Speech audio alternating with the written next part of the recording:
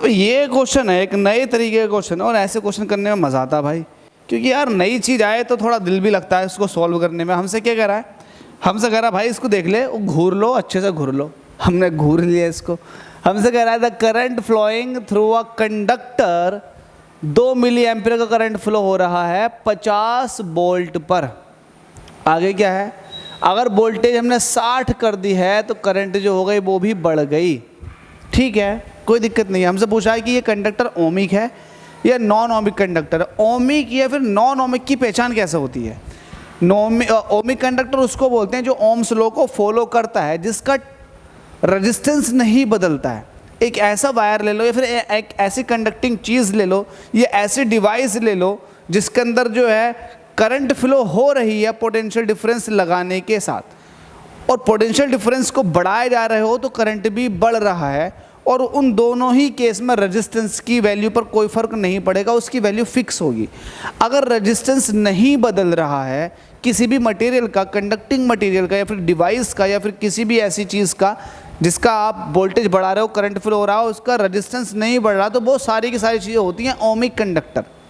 और non ohmic conductor वो होते हैं जिसका टेम्परेचर या फिर टेम्परेचर बढ़ जाए तो भी नॉन ओमिक कंडक्टर हो जाएगा, या फिर रेजिस्टेंस की वैल्यू पे फ़र्क पड़ जाए तो वो नॉन ओमिक कंडक्टर हो जाएगा। यहाँ पर 2 केस है, एक केस ये है, एक केस ये है। वोल्टेज है, करंट है, वोल्टेज है, करंट है। अब ये देखो दोनों ही केस में कि अगर रेजिस्टेंस फिक्स है तो ये ओमिक कंडक्टर हुआ, और रेजिस्टेंस बदल गया तो ये नॉन ओमिक कंडक्टर हो जाएगा। ये पहचान है। ठीक है भाई, पहले वाले केस में बात कर लेते हैं। आर जो होता है वो वोल्टेज अपॉन करंट होता है by Ohm's law.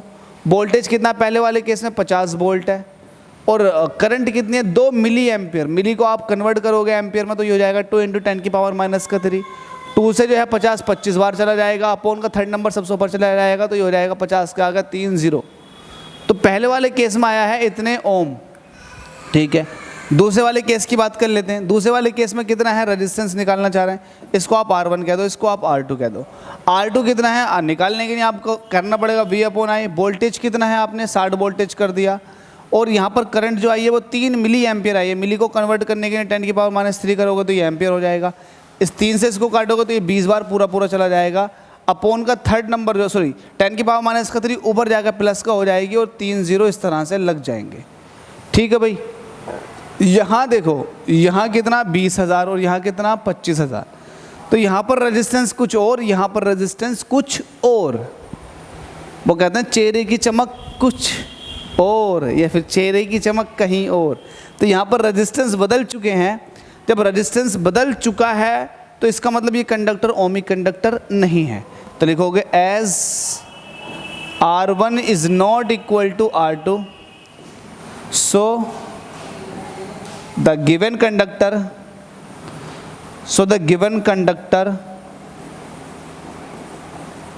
is non-ohmic।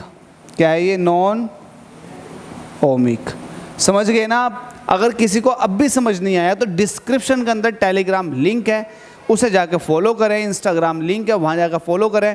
और मैं बहुत जल्द वीडियो कॉल्स करना शुरू कर दूंगा इंडिविजुअल बच्चों पर, और जानने की कोशिश करूंगा कि उनके डाउट्स क्या है। लेकिन वो आपको तभी सुनने के लिए मिलेंगे जब आप उसको फॉलो कर लेंगे।